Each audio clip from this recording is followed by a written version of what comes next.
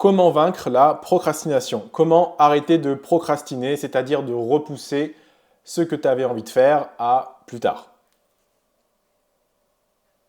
Si tu regardes cette vidéo, c'est que j'imagine que tu es un procrastineur comme moi à une certaine époque et que tu as envie d'arrêter et que tu as envie et que tu as envie d'en vouloir plus et que tu en veux plus de la vie. Et pour ça, je te félicite.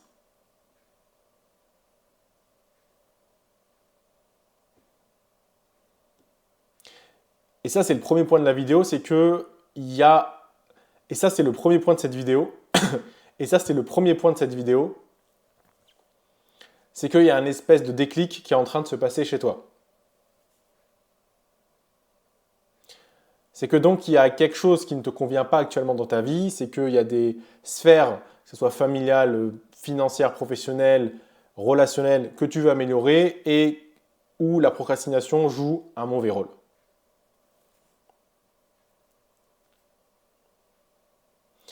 Et donc tu dois te servir, tu dois te servir de cette situation, on va dire, de mal-être ou d'insatisfaction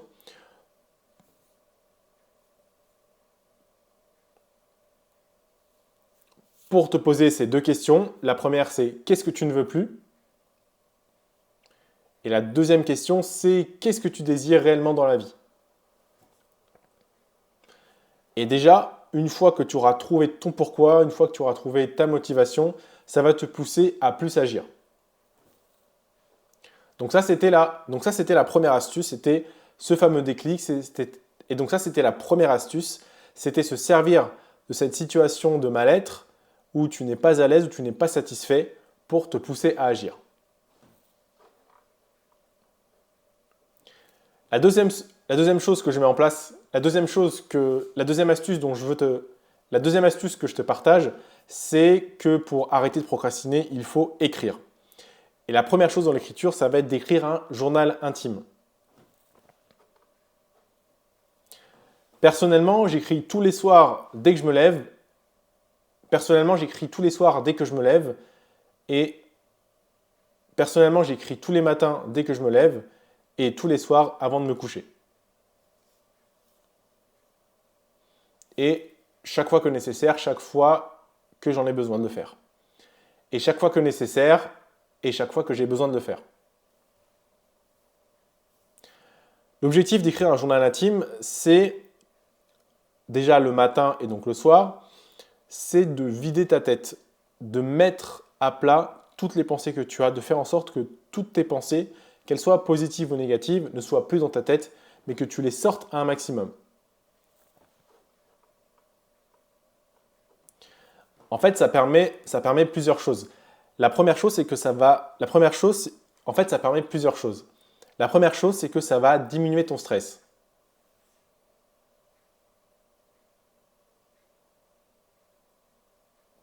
Donc la première chose, c'est que ça va diminuer ton stress à la fois la journée, parce que la nuit, on sait très bien qu'on rumine, on a des pensées, des fois on a des rêves, et donc quand on se lève le matin, des fois on peut se lever avec du stress, avec des inquiétudes, et donc le fait d'écrire dès le matin, ça va te libérer de ces pensées.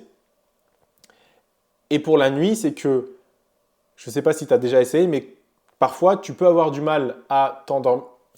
Et donc la nuit, c'est assez simple, c'est que, je pense que tu en as fait l'expérience, c'est que si tu t'endors avec plein de choses dans ta tête, plein de choses auxquelles penser, qu'est-ce que tu vas faire demain, des inquiétudes sur la journée d'aujourd'hui, des choses que tu aurais voulu faire, des insatisfactions, des frustrations, tu auras du mal à t'endormir. Donc le fait de poser un peu toutes ces pensées par écrit, de déposer un peu ton fardeau sur donc, ce journal intime, ça va te permettre de mieux dormir et donc de diminuer ton stress.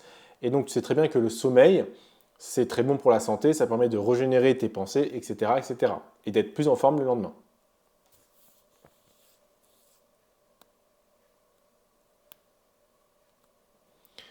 Ce qui est important aussi dans l'écriture, l'avantage c'est que quand tu écris, moi je t'invite à écrire ce pourquoi tu es reconnaissant, à écrire pas forcément que les choses négatives, mais aussi les choses positives.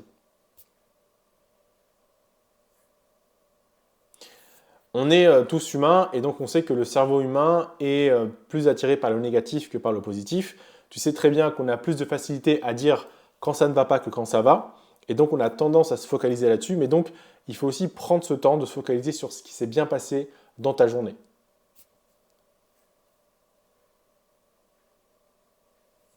Parle aussi des choses dont tu es fier. Parle aussi des choses que tu as accomplies, des choses dont tu es fier. Et donc ça, encore une fois, ça va te mettre dans un bon état d'esprit.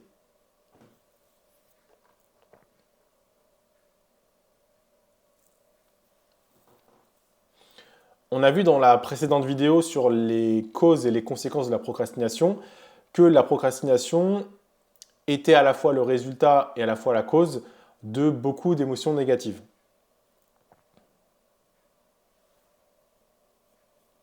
Et donc, alors si tu n'as pas vu cette vidéo, je te mettrai un lien dans la description ou en fiche quelque part sur cette vidéo.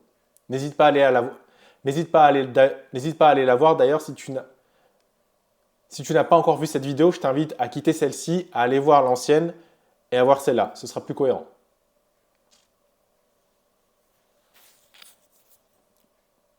Il faut savoir que quand tu nommes les émotions, donc quand tu mets un nom sur ces émotions, donc par exemple si tu es en colère, si tu écris je suis en colère parce que, etc., etc., le fait donc de nommer les émotions, le fait de les reconnaître, de les accepter, ça va déjà naturellement les atténuer.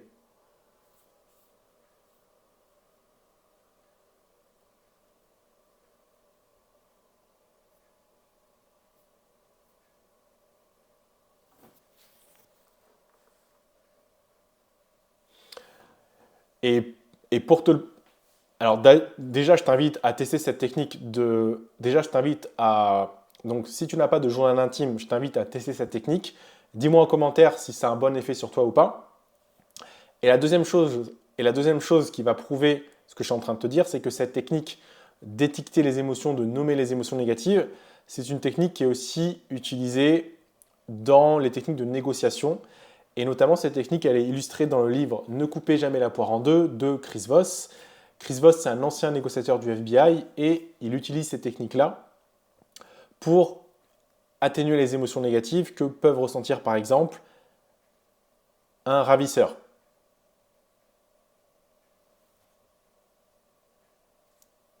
Et donc le fait de nommer ces émotions négatives, le fait de les reconnaître, ça va faire baisser la tension. Et je t'invite aussi à tester cette technique dans la vie de tous les jours avec une personne qui est énervée en face de toi. Tu reconnais ses émotions, tu étiquettes ses émotions, tu nommes ses émotions et tu vas voir que la personne va se sentir comprise. Et donc c'est pareil pour toi.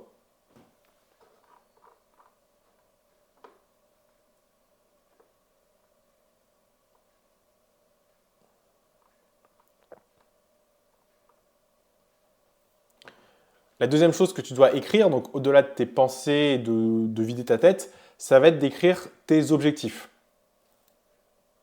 Ça va être d'écrire tes objectifs et les tâches que tu as à faire. Le premier intérêt de ça, c'est de donner tout simplement un sens à ta journée. Parce qu'une des raisons pour laquelle tu procrastines, c'est que tu n'as aucune direction, tu n'as aucun objectif vers lequel aller. Et surtout, tu n'as émis aucune intention. Tu ne t'es pas dit aujourd'hui, je vais faire telle ou telle chose. Et donc, quand on n'a pas d'objectif, quand on n'a pas d'intention, on se laisse dériver, on se laisse porter par la vie. C'est un peu comme un bateau qui n'a pas de cap. Il va se laisser diriger par le courant. Et c'est la même chose avec ta vie, c'est la même chose avec tes tâches.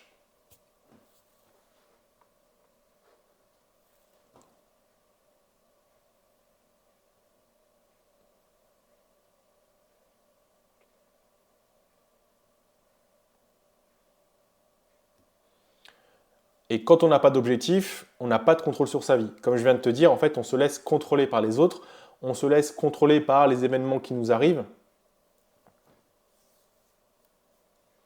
on se laisse contrôler par finalement le système.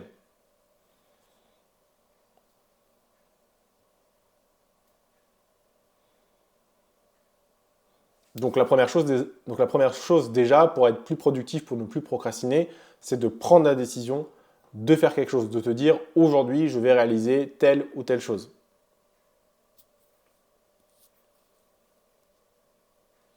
Et donc écrire Et donc, écrire ces objectifs, ça permet de donner un sens à ta journée, un sens à tes actions.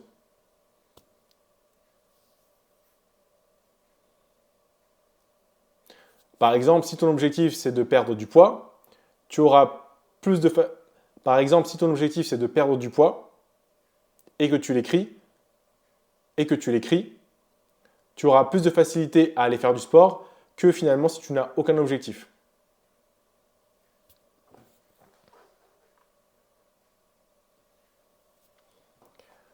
Alors personnellement, pour écrire mon journal intime et mes tâches et mes objectifs, j'utilise le logiciel Cortex, qui est une application gratuite qui est créée par Dan Kuo. Dan Kuo, si tu ne le connais pas, c'est un créateur de contenu, pour moi, qui est le meilleur créateur de contenu de tous les temps. Bien évidemment, ce n'est pas un Français, c'est un Américain. Tu pourras télécharger le template que j'ai créé pour moi et que j'utilise en description. Et si tu veux en savoir plus sur Dan Kuo aussi, je t'invite à aller voir en description différentes ressources parlant de lui.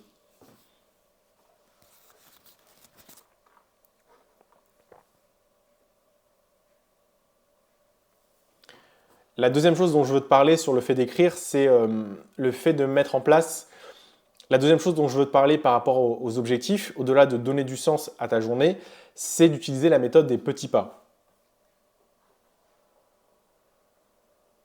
Alors, si jamais tu as téléchargé le template, tu peux voir que en fait, j'ai découpé mes objectifs en plusieurs petits objectifs. Je me suis mis pour l'instant des objectifs de vie, des objectifs, j'ai envie de dire des objectifs idéaux. Donc, c'est-à-dire, c'est un peu ma vision idéale de la vie, c'est-à-dire qu'est-ce que je voudrais avoir dans ma vie si j'avais une baguette magique et s'il n'y avait aucune limite. Qu'est-ce que je voudrais réellement? Ensuite, au-delà de ça, j'ai mis des objectifs annuels. Donc, qu'est-ce que je veux réaliser cette année? Toujours en rapport avec ces objectifs de vie. Ensuite, des objectifs mensuels, donc par mois. Ensuite, des objectifs mensuels, des objectifs hebdomadaires et des objectifs quotidiens. Le fait de découper des grands objectifs, donc des objectifs de vie par exemple, en plusieurs petits objectifs, ça va les rendre plus atteignables. Ça va les rendre plus simples, plus clairs et plus atteignables. Ainsi, ça va être plus simple d'agir sur un petit objectif qui est simple plutôt que d'aller sur un gros objectif qui paraît inatteignable et insurmontable.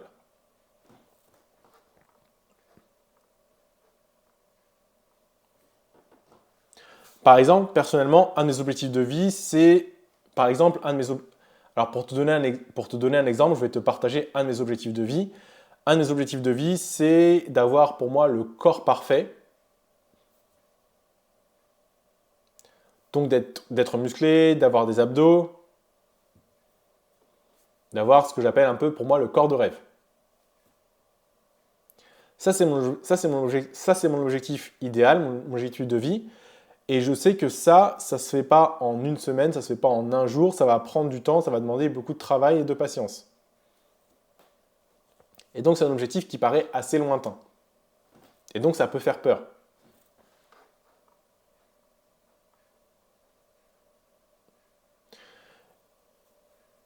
Et donc si j'en reste là, si tous les jours je me dis, bon allez, je dois être musclé, je dois avoir un ventre plat, etc., vu l'état dans lequel je pars, on peut se dire, oh punaise, c'est trop loin, c'est insurmontable, comment je vais faire? Et c'est là en fait que la procrastination arrive, parce que la situation dans laquelle tu es versus là où tu veux aller, c'est tellement éloigné que tu te dis, je ne sais pas comment je vais faire, je dois faire trop de choses, je dois prendre un coach, je dois aller en salle de muscu, je dois faire ça, ça, ça. Et c'est comme ça en fait que la procrastination arrive.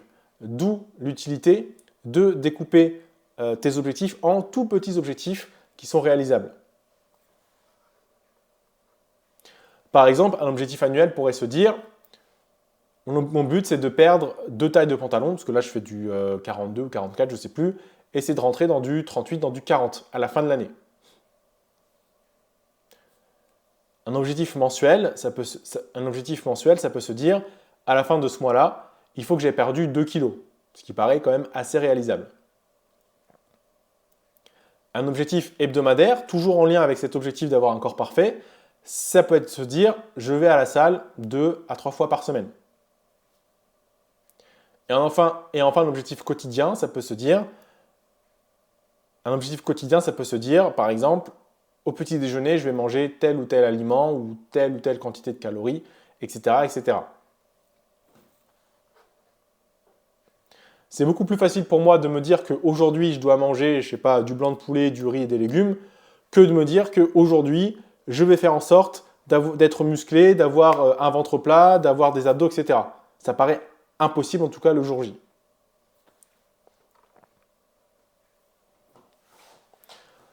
Troisième chose qui est importante, c'est d'utiliser une question, de se la poser souvent et de se dire quelle est la prochaine étape. C'est un peu en lien avec ce que j'ai dit tout à l'heure, c'est-à-dire que quand tu as un objectif qui est trop éloigné, tu as tendance à ne pas savoir quoi faire pour y arriver.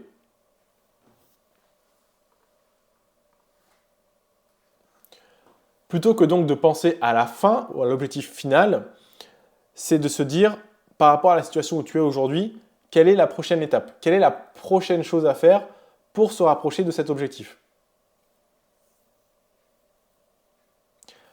Par exemple, imaginons, on va prendre un exemple scolaire, tu es à l'école, à la fac, ce que tu veux, tu dois faire tes devoirs, tu dois résoudre un problème de mathématiques, tu as la flemme parce que tu n'aimes pas les maths, parce que tu n'aimes pas tes devoirs, mais tu sais que tu dois le faire. Donc la question qu'il faut se poser, c'est quelle est la prochaine étape? Ben, la prochaine étape, c'est de sortir ton livre de mathématiques de ton cahier, de ton cartable, de ton sac. La prochaine étape après ça, c'est quoi? C'est d'ouvrir le cahier à la bonne page, etc., etc. Et comme tu vas être lancé, comme tu vas faire des petites actions petit à petit, la tâche va te paraître plus simple, plus abordable, et donc naturellement, tu vas te lancer dans cette tâche et tu vas l'effectuer jusqu'au bout.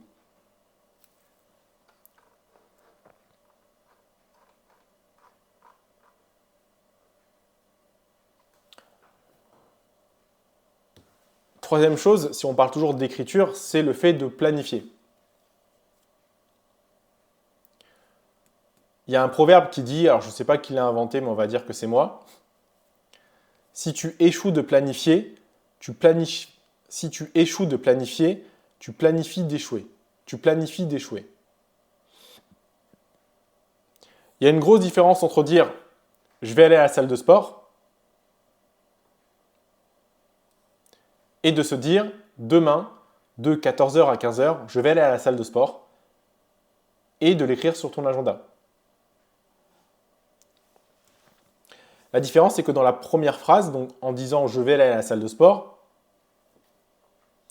c'est que oui, il y a l'intention d'y aller, mais on ne sait pas quand est-ce que ça va se passer.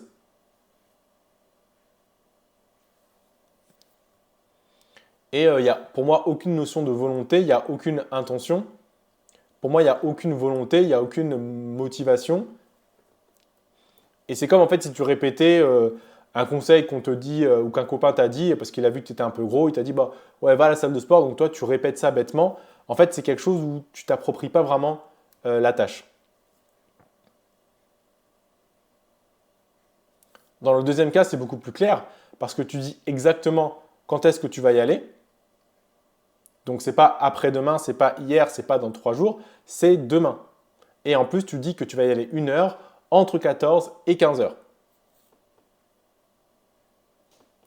Et tu l'as écrit dans ton agenda. Donc le fait d'écrire les choses, ça fait un peu comme s'engager. C'est comme tu signes un contrat en fait avec toi-même. Je ne te dis pas que ça fait tout, mais quand tu écris les choses sur papier, ça forme comme un petit engagement que tu as envers toi-même. Et tu vas mettre aussi en place ta mémoire, donc non seulement au niveau du cerveau, mais aussi ta mémoire, j'ai envie de dire, visuelle, parce que tu vas écrire, et ta mémoire sensorielle. Que ce soit sur papier ou que ce soit manuscrit, tu vas te souvenir d'avoir écrit ça. Donc ça va t'aider à te rappeler des choses.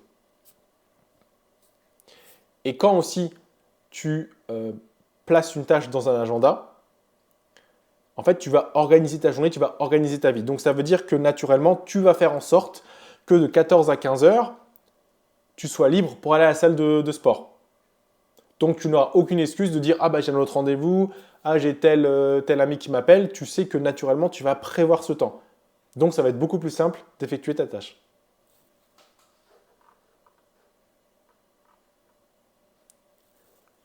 Après l'écriture, la troisième astuce que j'utilise, et je pense que c'est une des plus importantes pour vaincre la procrastination, c'est le fait de maîtriser ton environnement. Alors je te mets à l'écran un des tweets que j'ai fait et que je trouve qui résume bien ce que je vais te dire. Nos actions sont déterminées par nos pensées. Nos pensées sont influencées par nos cinq sens. Nos cinq sens sont stimulés par notre environnement. Si tu veux de meilleurs résultats, améliore ton environnement.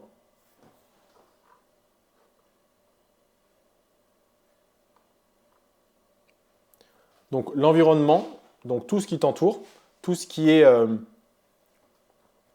donc l'environnement, tout ce qui nous entoure, ça a une grosse influence sur nous, sur notre humeur, sur nos actions, sur tout ce que tu veux. Et donc c'est important d'avoir un environnement qui soit propice, qui te permette, voire, c'est encore mieux, qui t'encourage à faire les choses plutôt que d'avoir un environnement qui va te freiner et qui va t'empêcher de faire les choses. Quand je parle d'environnement, je parle de trois choses en principal. Quand je parle d'environnement, je parle de trois choses principalement. C'est un, l'endroit où tu vis, l'endroit où tu travailles. Deux, c'est les gens que tu fréquentes. Donc les gens avec qui tu vis, les gens avec qui tu travailles. Et troisièmement, ça va être tout ce que tu vas entendre.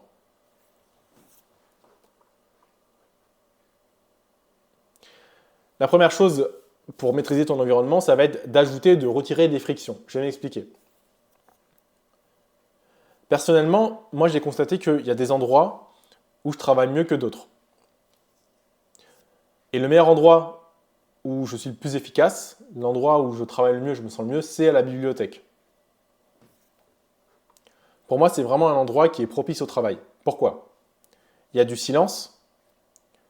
Je suis entouré de livres, de magazines, de revues, bref, je suis entouré de connaissances. Et trois, il y a aussi des gens autour de moi qui font la même chose, qui travaillent, qui lisent ou qui écoutent de la musique ou des podcasts. Et troisième chose, il y a aussi des gens autour de moi qui travaillent, qui lisent et qui sont dans le silence.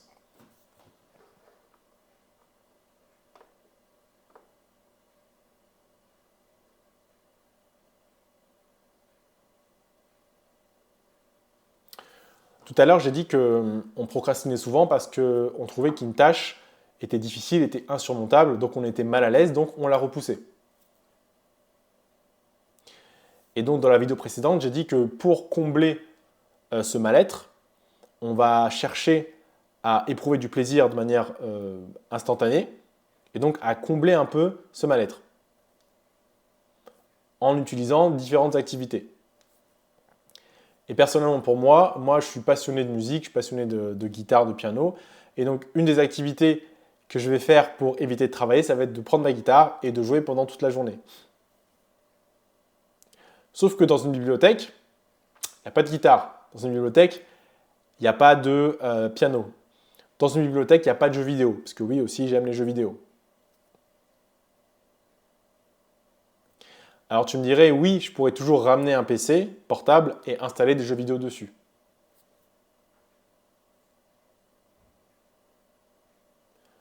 Sauf que mon PC, c'est plutôt un PC de bureautique. Sauf que mon PC, c'est plutôt un PC bureautique. Et donc, les jeux ne marcheront pas sur ce PC.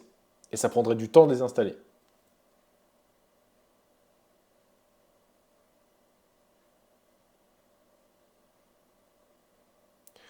Je pourrais toujours jouer de la guitare à la bibliothèque, si vraiment je fais le forceur. Mais déjà, ça nécessiterait que j'amène la guitare, que je la mette dans le Saus, que je prenne mon Mediator, etc., etc. Et de toute façon, on ne peut pas jouer de la guitare dans un... Et de toute façon, ça me paraît difficile de jouer de la guitare dans une bibliothèque. Donc en fait, j'ai ajouté des frictions, j'ai ajouté des obstacles en me mettant dans un environnement qui m'empêche en fait de jouer avec ces distractions-là.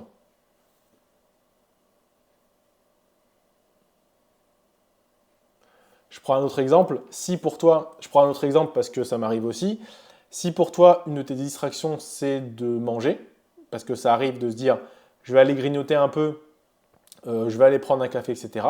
Tout simplement, soit tu te mets comme moi dans un endroit où il n'y a ni café ni à manger, tu n'emmènes ni à café ni à manger, tu n'emmènes ni de café ni à manger, tu n'emmènes ni de café ni à manger, soit tout simplement, c'est assez bête, mais dans ton frigo, tu vas ne mettre que des choses, ou soit alors dans ton frigo, ou soit alors tu n'achètes pas de gâteau ou de café. Et comme ça, si vraiment tu as envie de prendre un café, de manger un gâteau, certes, tu peux aller en acheter et tu peux sortir, mais ça va ça va te mettre une friction parce que tu vas devoir sortir, t'habiller, etc. pour aller dans ce magasin. Et à l'inverse, si on parle d'ajouter, à l'inverse, si on parle de retirer une friction, par exemple, moi, tous les matins, je me suis mis comme objectif de lire des livres. Et donc, ce que j'ai fait, ce que je fais la veille, c'est que je mets le livre posé sur le bureau à la page à laquelle je me suis arrêté. Comme ça, dès le matin, en fait, je n'ai pas à me prendre la tête à me dire attends, je suis à quelle page ou à mettre un marque-page, etc. En fait, le livre est devant moi, il est déjà sorti. Donc ça, en fait, ça va m'encourager naturellement à aller vers cette tâche. Donc il faut vraiment faire en sorte que pour des choses que tu veux faire, que la tâche soit la plus simple possible, la plus accessible possible. Et pour des choses qui pourraient te distraire, de faire en sorte que ça soit le plus difficile possible d'y accéder. Un autre exemple comme ça qui me vient en tête, c'est les applications sur le téléphone. TikTok, Instagram, etc. Peut-être ce que tu peux faire, c'est, bon, vraiment pour aller loin, tu désinstalles les applications. Ça peut être assez drastique. Sinon, par exemple, tu les mets pas sur ton écran d'accueil, mais tu les mets très loin de ton écran d'accueil, donc tu dois swiper beaucoup, etc. etc. Peut-être que tu fais en sorte de devoir mettre ton mot de passe à chaque fois. Voilà. Essaie de rajouter des frictions sur des choses que tu ne veux pas faire. Et ça te dissuadera d'aller vers ces distractions-là.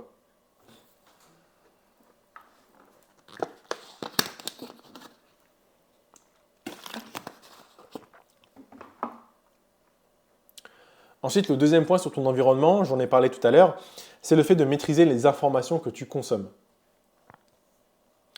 Donc les informations que tu consommes, elles sont émises par donc, la télé, si tu regardes la télé, par tes fréquentations, tes amis, ta famille, tes collègues, etc., tes connaissances, par les lectures, si tu lis des livres, par les podcasts, etc. Et bien évidemment, et de plus en plus aujourd'hui, par les contenus que tu vois sur les réseaux sociaux.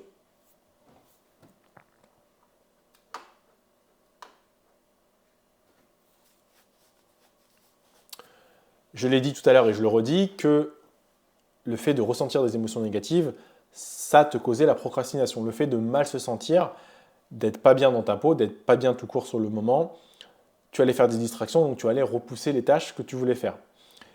Et quand tu scrolles de manière indéfinie, et donc si les informations que tu consommes te rendent mal à l'aise, et ça c'est le cas quand tu scrolles par exemple de manière indéfinie, tu crois que ça te divertit, mais non, en fait, ça te rend mal à l'aise à la fin, parce que tu vas être culpabilisé, etc. Ça ne va pas t'aider, en fait, à procrastiner. Ça va pas t'aider, en fait, à faire les tâches. Et ce qu'il faut faire, c'est que tu dois consommer des informations, tu dois consommer des choses qui sont en corrélation avec tes objectifs. Et ces informations que tu vas consommer, ça va te pousser à agir, ça va te pousser à te dépasser. Donc l'idée que je te donne, c'est que par exemple, si on prend mon objectif de maigrir, etc., d'avoir un corps parfait, etc., ça va être de suivre des gens qui ont déjà atteint cet objectif. Comme ça, tu vas t'inspirer de ces personnes-là.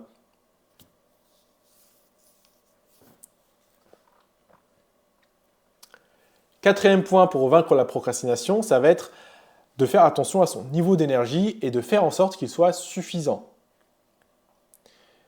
Et la première chose, ça va être le sommeil. Alors, tu as beau avoir utilisé toutes les informations que je t'ai dit tout à l'heure, alors tu as beau avoir utilisé toutes les astuces dont je t'ai parlé tout à l'heure, à savoir trouver du sens, vider ta tête, écrire, etc., etc. Mais si tu ne dors pas assez ou si tu dors mal, si tu n'as pas d'énergie, tu n'auras pas la force tout simplement d'effectuer les tâches que tu es censé faire. Tu vas donc procrastiner. J'en ai déjà un peu parlé tout à l'heure, mais plongeons un peu dans le domaine du sommeil. Quand tu dors, il se passe pas mal de choses. La première chose, c'est que ton cerveau, il évacue les toxines de son tissu cérébral. Et donc, si ces toxines ne sont pas suffisamment éliminées durant ta phase de sommeil, tu auras du mal à te concentrer et à coordonner tes actions la journée. Ensuite, ton corps il va sécréter des hormones. Pendant le sommeil, donc pendant la nuit en général, ton corps il va sécréter des hormones du bien-être, que sont la sérotonine et les endorphines. Si tu ne dors pas assez, ou si tu as un sommeil de mauvaise qualité, les hormones n'auront pas assez de temps pour être sécrétées dans le corps. Et donc, à la place, ce sont les hormones du stress qui vont prendre le relais, à savoir l'adrénaline et le cortisol. Et donc, si tu as des hormones de stress dans ton corps en majorité, ça veut dire que tu vas être en majorité du temps stressé. Et donc, tu vas ressentir davantage des émotions négatives comme l'anxiété. Et donc ça, à force, si tu as toujours un mauvais sommeil, si tu dors toujours mal, ça peut te mener donc à avoir... et donc si tu dors toujours mal, ça peut te mener à la dépression par exemple.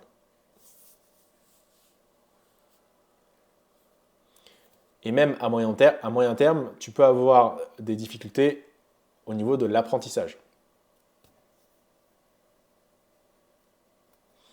Donc c'est important aussi dans la journée, de bien dormir, de savoir prendre des pauses pour vraiment libérer ton cerveau et l'aérer. Il faut savoir que ce sont les personnes qui prennent des pauses qui sont les plus productives. Parce que si tu es toujours focus 100% du temps sur ton travail, tu auras du mal à travailler. Et essaie d'en faire l'expérience. Dis-moi en commentaire ce que tu en penses, mais c'est pas possible d'être concentré 24/24 sur une tâche.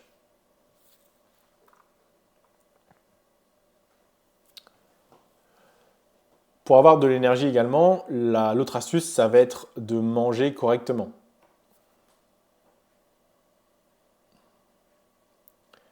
Et manger correctement, alors je ne vais pas faire ici de cours sur la nutrition, mais c'est déjà faire en sorte que tu n'aies pas faim en continu.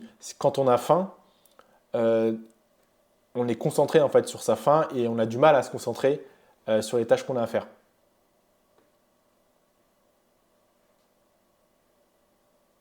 Ensuite, il faut savoir que la digestion, c'est une des activités qui demande le plus d'énergie au corps parce que ça va demander l'action de beaucoup d'organismes, beaucoup d'organes.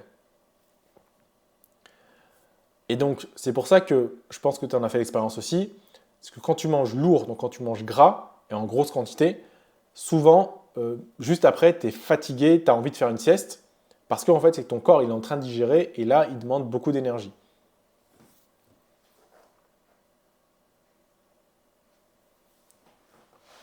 L'autre point également, c'est d'avoir une bonne hydratation, donc de boire au moins 1,5 litre d'eau par jour.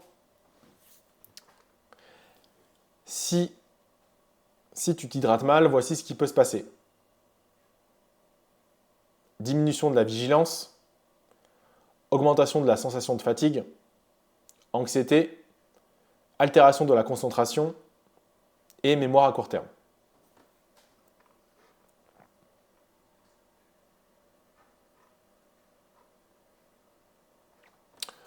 Enfin, pour terminer sur le chapitre de l'énergie, ça va être de préserver son énergie mentale.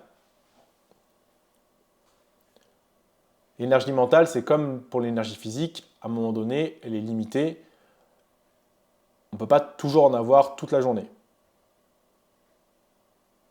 C'est pour ça que, comme je t'ai dit tout à l'heure, on ne peut pas rester concentré sur une même tâche pendant des heures et des heures. D'où l'importance, comme j'ai dit tout à l'heure, de faire régulièrement des pauses quand tu travailles. Donc si on revient sur le sommeil tout à l'heure, c'est que si on dort bien, si on dort avec un sommeil de qualité et suffisant, quand on va se réveiller le matin, on va avoir, on va dire, entre guillemets, les batteries qui vont être pleines.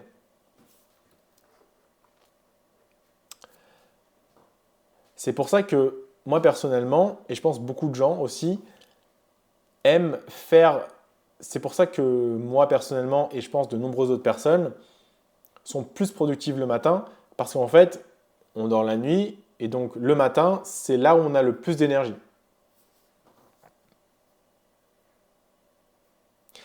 Et donc c'est pour ça que je t'invite à adopter la technique de Brian Tracy dans son livre Avaler le crapaud, ou en anglais Eat the Frog, qui en gros te dit de faire tes tâches les plus fastidieuses, les plus ennuyantes ou les plus difficiles dès le matin, justement quand tu as encore ce plein d'énergie.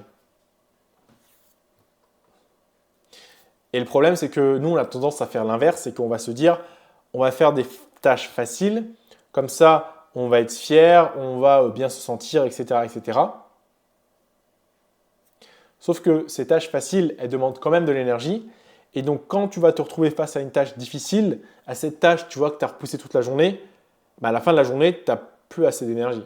Parce que tu as fait tes tâches faciles, tu as eu aussi peut-être des tâches imprévues, etc., etc. Et donc, à la fin de la journée, ton corps, il est fatigué et ton esprit aussi est fatigué. D'où l'importance, comme le livre le dit, de manger la grenouille, donc dès le matin, de faire ce qui est le plus important. Et finalement, à la fin de la journée, tu auras encore assez d'énergie pour faire des tâches plus simples.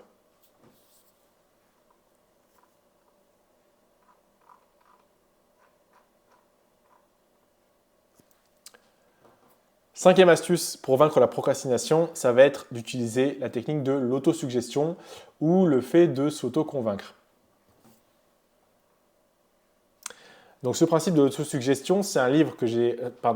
Ce principe de l'autosuggestion, c'est un principe que j'ai découvert dans le livre Réfléchissez et devenez riche de Napoléon Hill. C'est vraiment un livre que je vous invite à lire, même si vous ne voulez pas devenir riche. Si vous en voulez plus de votre vie, c'est vraiment un livre hyper important. Je vous mettrai le lien en description. D'ailleurs, moi, c'est un livre que j'ai envie de lire. Il faut que je le relise. Il est vraiment hyper puissant.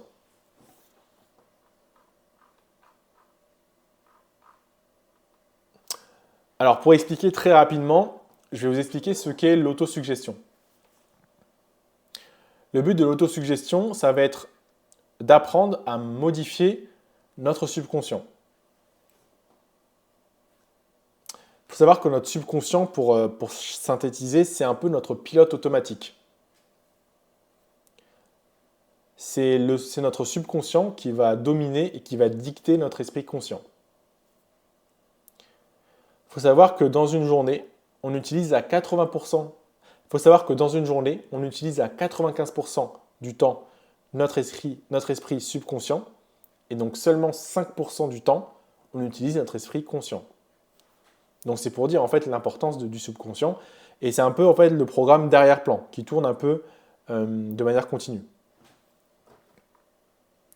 Et donc si on arrive à modifier notre subconscient, on va réussir à agir sur notre esprit conscient, et donc on va réussir à agir sur nos actions.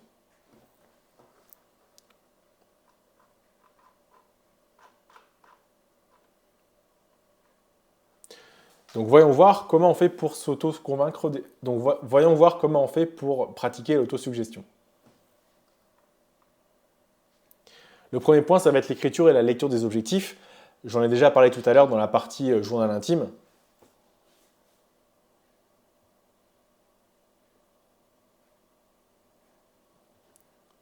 Donc à force d'écrire et à force de lire vos objectifs une fois tous les matins au moins et une fois tous les soirs au moins,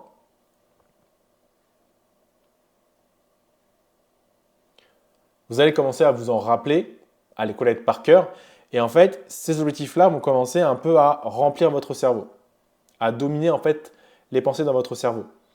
Et quand vous avez, et la théorie de l'autosuggestion, elle dit que, et en fait, comment fonctionne le subconscient, c'est que quand votre esprit, il est obsédé, il est obnubilé par certaines pensées, naturellement, vous allez agir en ce sens. Vos actions vont aller dans ce sens.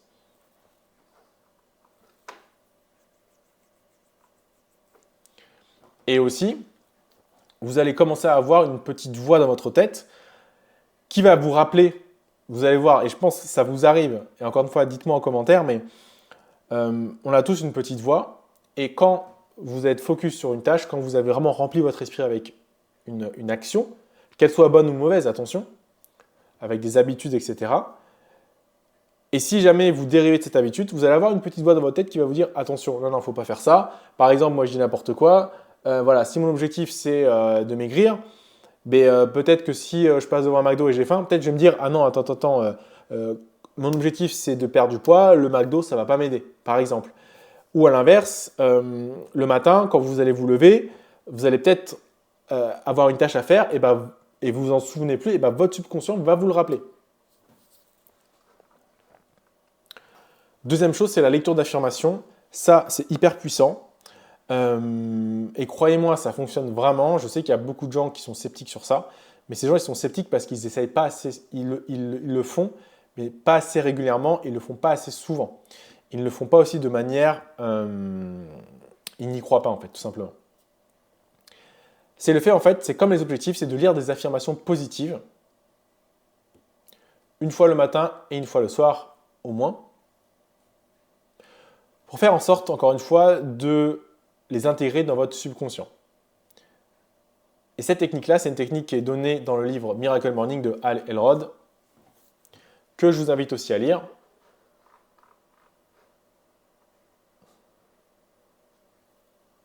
Par exemple, une affirmation que je t'invite à lire et à répéter, si tu veux arrêter de procrastiner, c'est de se dire « Je suis un homme ou une femme de parole, je respecte mes engagements envers les autres et moi-même. » Ou bien « Je commence et termine toutes les tâches que j'ai prévues, et à force de les lire, ton subconscient va les intégrer. Et encore une fois, quand tu vas aller à l'encontre de ces tâches-là, tu vas avoir une petite voix dans ta tête qui va te dire « Ah punaise, en fait, je dois terminer cette tâche, je dois respecter mes engagements. » Ça, c'est hyper important et ça fonctionne.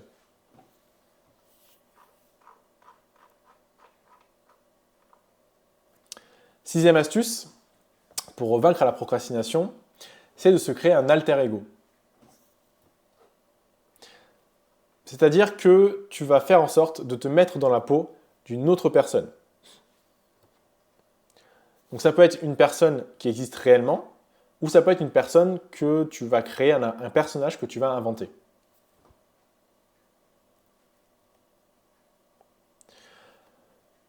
J'espère, mais si ce n'est pas le cas, c'est pas grave, que tu as un modèle de réussite. Je t'invite, comme je t'ai dit tout à l'heure, si tu as certains objectifs, à rechercher sur Internet, rechercher autour de toi des personnes qui ont réussi ce que tu veux réussir. Parce que de manière générale, on a tous à peu près les mêmes objectifs. Je veux dire, on est tous à peu près pareils, on veut tous les mêmes choses. Donc il y a des personnes qui ont déjà réussi ce que tu as réussi, ce que tu veux entreprendre. Et donc ces personnes qui ont réussi, les personnes qui réussissent en général, ne procrastinent pas ou procrastinent très peu.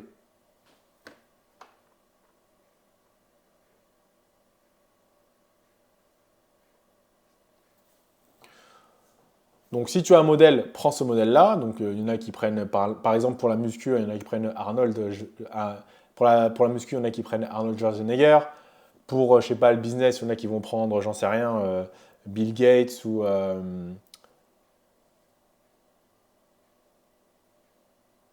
il y en a qui vont prendre par exemple Bill Gates pour le business ou Steve Jobs, etc., etc. Ou Steve Jobs, etc., etc. Pour le sport, vous faites du basket, vous allez prendre Kobe Bryant ou LeBron James, etc., etc. Moi, personnellement, j'ai certains modèles de réussite, mais moi, j'ai un certain modèle de réussite. Moi aussi, j'ai plein de modèles de réussite, mais je préfère me créer mon propre personnage. Et ce personnage, je lui donne des qualités que j'aimerais avoir et que je n'ai pas tous les jours, comme par exemple le courage, le fait d'être productif, le fait d'être charismatique, le fait d'être concentré. Et donc, quand je suis tenté de procrastiner, je me pose cette question-là et je me dis, est-ce que ce personnage-là, comment il réagirait dans cette situation? Et si vous prenez un de vos modèles, demandez-vous comment Bill Gates, peu importe, comment Warren Buffett, peu importe, comment cette personne réagirait dans cette situation. Et donc, vous avez la réponse à cette question. Et donc, ça va vous pousser, ça va vous pousser, et donc tout ça, et donc vous allez avoir la réponse à cette question. Et donc, et donc ça va vous donner cette envie de vous bouger, de vous motiver et d'agir, et de ne pas procrastiner. Et cette technique, je l'ai apprise dans le livre Feel Good Productivity par Ali Abdaal. Encore une fois, un livre hyper important, hyper intéressant sur la productivité. Je vous invite vraiment à le lire. Il vous donnera plein d'astuces.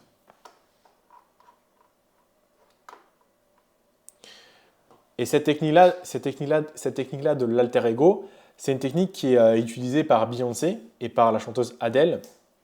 Parce qu'il faut savoir que, par exemple, Adele, elle a mis du temps à être connue. Elle chantait beaucoup avant.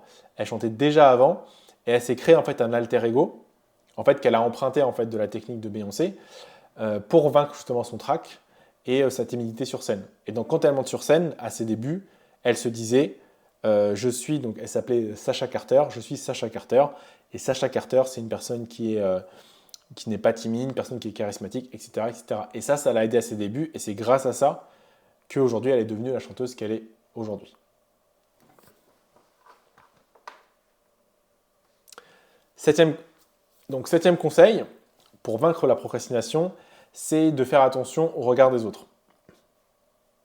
La plupart du temps, dans beaucoup de cas, quand on ne veut pas faire certaines choses, c'est qu'on a peur en fait du regard des autres. On a peur d'échouer, on a peur que les gens se moquent de nous parce qu'on a tenté, on a échoué. On a peur de paraître ridicule, etc., etc. Je ne vais pas m'étaler sur ce sujet parce que j'ai déjà fait une autre vidéo sur comment vaincre le regard des autres. Je te la mettrai en description ou en fiche. Je t'invite à aller la voir si jamais tu crois que tu as des problèmes avec ça. Et je pense qu'on a tous un problème avec ça. Même les gens qui disent « j'ai pas peur du regard des autres », on a peur du regard des autres d'une certaine manière. Donc, va voir cette vidéo également après celle-ci.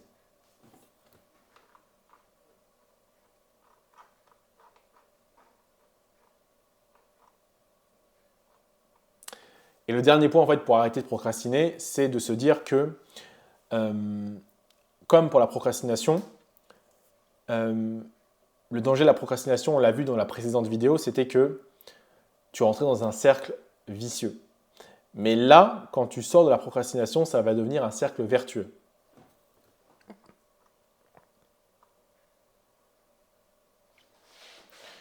Donc la réciproque est donc vraie. Plus tu vas prendre l'habitude de ne pas procrastiner, plus tu vas te rendre compte que c'est possible, que tu n'es pas coincé en fait dans ce cercle, que tu peux contrôler ta vie, que tu peux y arriver. Et donc plus ça va te pousser à faire les choses. Et en général aussi, quand tu ne procrastines plus, donc quand tu fais les choses en temps et en heure, tu as des résultats dans ta vie. Tu as des résultats financiers, professionnels, dans tes relations amoureuses, ce que tu veux. Et donc tout ça, ça va te pousser à en faire toujours plus. Tu vas aussi te sentir mieux, tu auras plus confiance en toi. Et donc la qualité générale de ta vie va s'améliorer. Et c'est tout ce que je te souhaite. Et c'est tout ce que je te souhaite. J'espère que cette vidéo a pu t'aider. N'hésite pas à laisser un commentaire si c'est le cas. Va aussi voir en description les différentes ressources dont je t'ai parlé. Porte-toi bien et j'espère que tu vas faire les choses cette fois-ci. Peace. Et c'est comme ça en fait qu'on devient dégoûté des choses à force de procrastiner. On va passer donc par plusieurs étapes. On va commencer par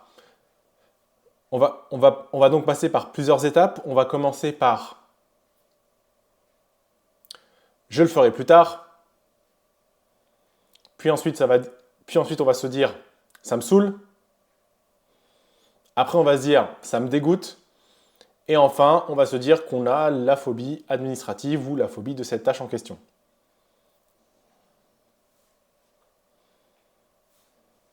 Donc dans cette vidéo, je me suis vraiment focalisé sur les conséquences et les causes de la procrastination.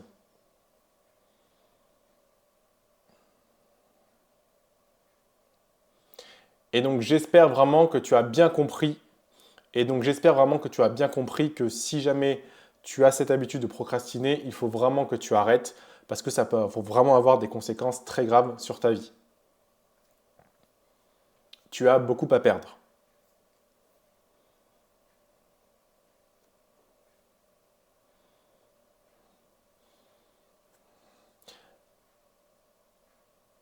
Maintenant que tu as bien compris ça, maintenant que tu as bien compris ça, maintenant que tu as bien compris les enjeux de la procrastination, je t'invite à aller regarder une prochaine vidéo qui va s'afficher par ici, où je vais te partager le fruit de mes recherches et de mes expérimentations sur les solutions pour vaincre la procrastination. C'est des astuces, ce sont des astuces que j'ai moi aussi, ce sont des astuces qui m'ont permis, d'être plus productif. Alors je procrastine, ce sont des astuces que j'utilise et qui m'ont permis d'être plus productif. Je suis pas devenu par... Ce sont des astuces qui m'ont permis de devenir, ce sont des astuces qui m'ont permis de devenir plus productif et que j'applique au quotidien. Je te dis à tout à l'heure dans une prochaine, je te dis à tout à l'heure dans la prochaine vidéo. Porte-toi bien. Peace.